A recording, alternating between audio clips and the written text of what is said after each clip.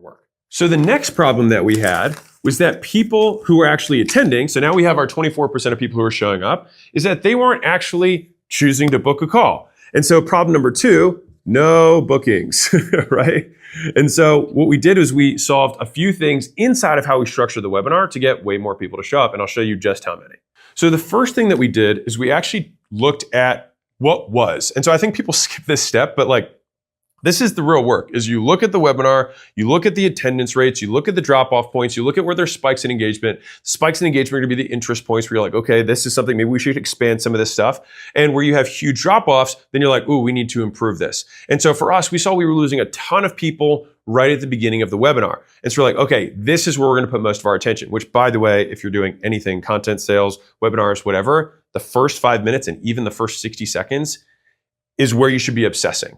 Even in a different company we have in our portfolio, which does a tremendous amount greater volume than this particular company, we re-scripted the first 5 minutes of presentation and got a 20% increase in close rates. Just redoing 5 minutes, and it was on a 3-hour presentation. So based on the research, we did 4 things. The first thing we did is we scripted a faster intro.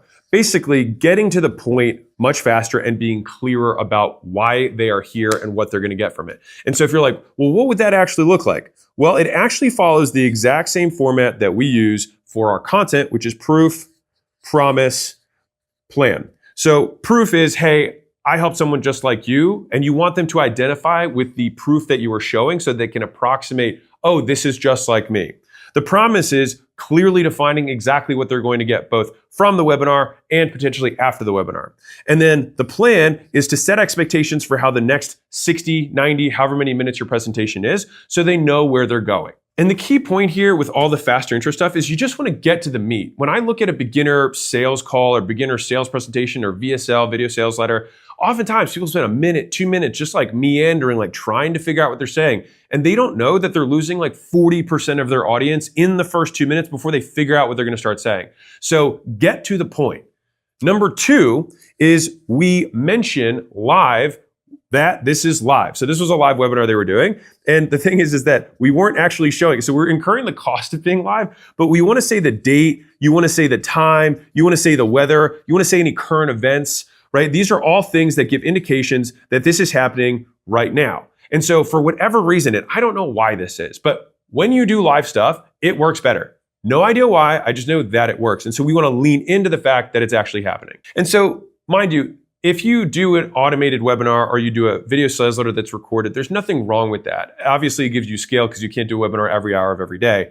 But in general, if you are struggling to make something automated convert better, I would recommend going live for a while and doing it more frequently live so you get the reps in, get it tighter, and get the benefit of just the magic of liveness. So the next thing we did is we had a takeaway. All right, so you can always, it's like the only guy the girl wants at the bar is the guy who's not chasing them, whatever, right? And so there's 2 main things that we changed tactically to make this a little bit more of a takeaway. So number 1 is that we were very clear about who our qualifications were. So we said, listen, we only sell people who are this, this, or this. If you are below this or above this or adjacent to this, this is not for you.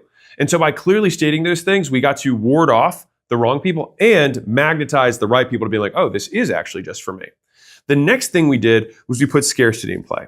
All right. And so this is one of my favorite ways of ethically providing scarcity, which is saying we only have this many times to take calls or consults because I only have 2 guys on my team. I only have 4 guys on my team. So we only have this many slots.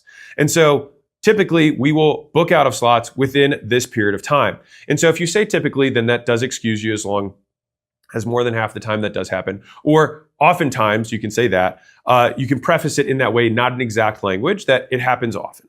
Right? And then with the scarcity, you just say the actual constraint you have. And so I see this as one of the most underutilized scarcity strategies in existence. If you're an agency and you can only take on 5 customers because you couldn't take on 100 anyways, then say you can only take on 5 customers. If you can only take 20 phone calls, then say you can only take 20. And if you know that there's the urgency component, which is it's first come, first serve, then say that. And so by doing the qualification and then adding the scarcity and a little bit of urgency around it's first come, first serve, and we can only service so many, though that sounds simple, people don't do it, and yes, it does work. So the 4th thing is I would say this is scarcity on steroids. And you're like, wait, I thought you just did scarcity. Well, we just put more scarcity in.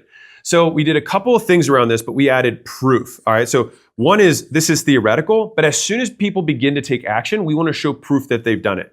So the first thing that we did is we said, hey, as soon as you do book, let me know in the chat. And so let me know in the chat then shows this proof that's happening in the chat that people are booking. All right. So that was number one. The next thing we did is that by doing this, it creates an open loop. And so it's like if you were on a sales call and say, hey, I'll wait here and then I'll make sure I can see it on my side. Then what we did is we did call outs. So it says, hey, I see that Rosie booked. Hey, I see that John booked. Hey, I see that Susan booked, right? So we can say in real time and it creates this frenzy around booking. And the last thing that we did is that you actually want to call out the sold out times. Now, this is a little bit of language use here, but we say the word sold out because it creates more buying behavior and pre-frames the sale.